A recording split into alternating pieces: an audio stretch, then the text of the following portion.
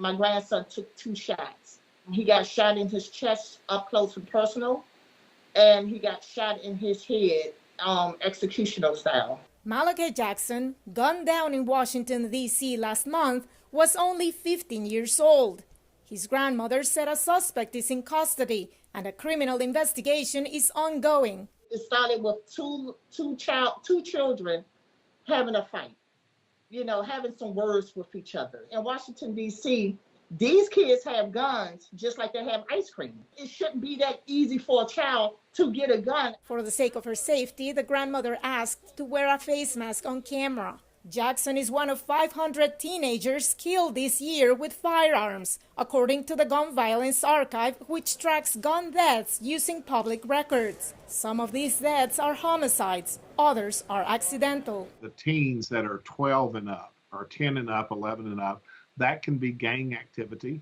That can be all sorts of stuff. Children under 10, when they die by gun, they have found their father's gun, which is not properly stowed. They play with those guns and they don't understand that there's no reset button. The mass shootings this month in Uvalde, Texas and Buffalo, New York have shocked the world.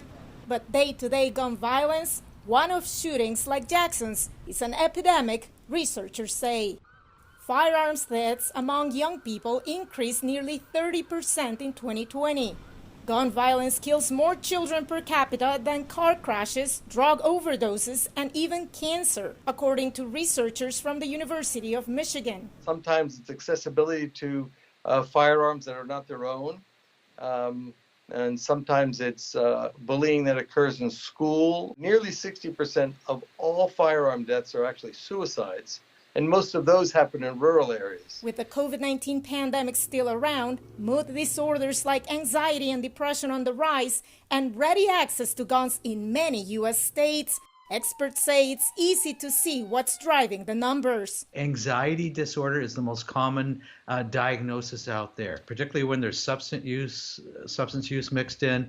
We're finding behaviors and a self-destruction and a destruction of others at a level we have never seen. Malachi Jackson's grandmother and his family are still grieving and want politicians to keep guns out of the hands of children. There's dying on our streets every single day, 2 and 3 kids a day. We are in an outrage. We are sad. We are confused. We need harder laws. The National Rifle Association, which for years pushed looser gun laws, didn't reply to our interview request. The group's annual convention starts Friday in Houston, Texas, just days after an 18-year-old with an assault rifle slaughtered 19 children and 2 teachers at Robb Elementary. Veronica Valderas Iglesias for VOA News, Washington.